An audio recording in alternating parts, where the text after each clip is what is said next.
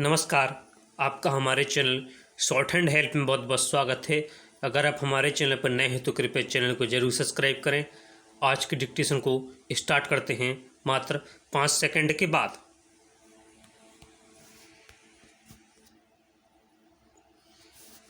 Start. महोदय, आपने जिस उत्साह के साथ मेरा स्वागत किया है उसके लिए मैं आपको धन्यवाद देना चाहता हूँ। आपने ठीक ही कहा है कि मेरा यहाँ आना पहली बार नहीं है।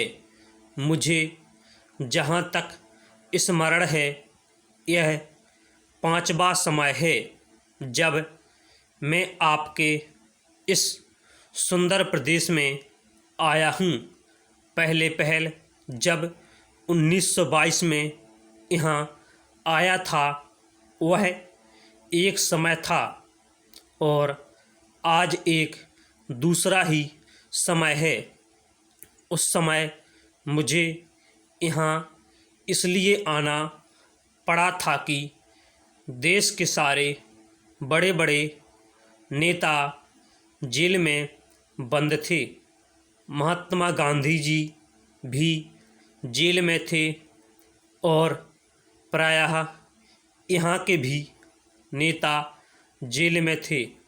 दुर्भाग्यवश या सौभाग्यवश किसी प्रकार में बाहर रह गया था और जब मुझे यह समाचार मिला कि इस प्रदेश में विशेषकर सरकार की ओर से बड़ी सख्ती हो रही है तो मैंने सोचा कि यहाँ आना आवश्यक है। पूज्य मालवीय जी से मैंने इसका जिक्र किया तो वह बड़ी प्रसन्नता के साथ यहाँ आने के लिए तैयार हो गए। यद्यपि उनकी अवस्था उस समय अधिक थी। मैं तो उस समय नवयुवक था। हम दोनों यहाँ आए यह आज से 32 वर्ष पहले की बात है और आपके इस सुंदर प्रदेश का मुझे पहल परिचय मिला। कल जब मैं यहाँ आ रहा था तो मार्ग में मुझे वह जगह दिखलाई गई जहाँ मैं बहुत कठिनता से रात भर बैलगाड़ी पर चलकर किसी प्रकार पहुँचा था। अब तो यहाँ पर कुछ अच्छी सड़कें भी बन गई हैं और कल मैं यहाँ कई मील दूर से मोटर गाड़ी पर चलकर पहुँचा, पर उन दिनों यहाँ पहुँचने का साधन केवल बैलगाड़ी थी और मुझे बैलगाड़ी से घनघोर जंगलों में यहाँ के 3-4 स्वयंसेवकों के साथ जाना पड़ा था। जब मैं उन दिनों की तुलना आज से करता हूँ तो मालूम होता है कि इन कुछ वर्षों में कितना अंतर पड़ गया है।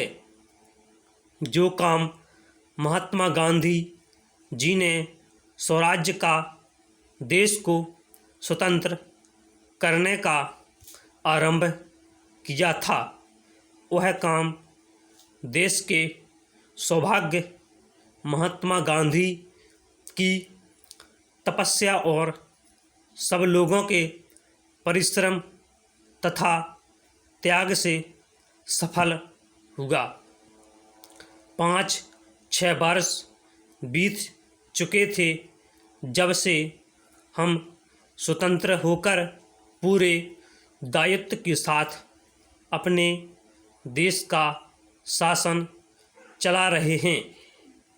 आज भारतवर्ष में ऐसा कोई स्थान नहीं है जहाँ के लोग अपना शासन स्वयं ना चला रहे हों। महोदय, हमारा जो संविधान तैयार हुआ है उसमें भी इस बात का प्रयास किया गया है कि देश में लोकतंत्र पूरी तरह से लागू किया जाए और जनता को लोकतंत्र की सारी सुख सुविधा मिल सके। सबसे पहले मैं आपको इस बात के लिए धन्यवाद देना चाहता हूँ कि आपने मुझे इस सम्मेलन में कुछ कहने का अवसर दिया है। आपके सामने जो विषय आएंगे वे इतने महत्व के हैं कि प्रत्येक हिंदुस्तानी चाहे वह किसी भी काम में लगा हो उन पर कुछ ना कुछ ध्यान अवश्य देता होगा। यह एक मानी हुई बात है कि बच्चा जैसा तैयार किया जाता है वह बड़ा होने पर वैसा ही निकलता है। शिक्षा का काम यही है कि उसको अच्छी तरह से सुलझे तरीक़ों पर तैयार करें और उसको इस योग्य बनाएं कि उसे जिस किसी भी काम में लगाया जाए उस काम को कुशलता और सफलता के साथ पूरा कर सकें। हमारे देश में जो शिक्षा पद्धति अभी तक जारी है वह नई नहीं है, बल्कि यदि मैं यह कहूँ कि वह 125 वर्ष पुरानी है तो गलत नहीं होगा। 125 वर्ष पहले जिस उद्देश्य को सामने रखकर यह शिक्षा पद्धति जारी की गई थी वह उद्देश्य अब नहीं रहा, पर शिक्षा पद्धति अब तक लगभग वही है। मैं मानता हूँ कि इस बात का प्रयत्न किया जा रहा है कि उसमें परिवर्तन किया जाए जिससे हमें अपनी आवश्यकताओं की पूर्ति में सहायता मिल सके। जहाँ तक मुझे मालूम है इस काम में अभी तक हम सफल नहीं हुए हैं। मैं तो शायद यह भी कह सकता हूँ कि उस शिक्षा पद्धति को बदलने में जो प्रयास किया जाना चाहिए था वह अभी तक नहीं किया गया है। इस देश में या सभी देशों में शिक्षा के 3 भाग होते हैं। एक तो वह जिसमें छोटे छोटे बच्चों को शिक्षा दी जाती है। दूसरा वह जिसमें युवावस्था के पहले बड़े होने तक, और तीसरा वह जिसमें युवावस्था के विद्यार्थियों को शिक्षा दी जाती है।